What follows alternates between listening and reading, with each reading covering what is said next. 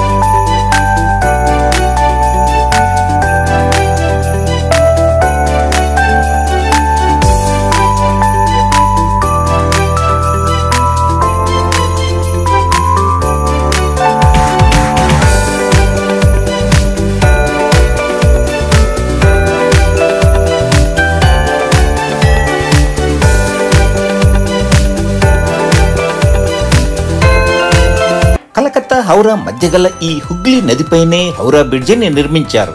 1936లో నిర్మాణం ప్రారంభించి 1942లో నిర్మాణం పూర్తయింది. హౌరా రైల్వే స్టేషన్ కు ఎదురుగానే హౌరా బ్రిడ్జి ఉంటుంది.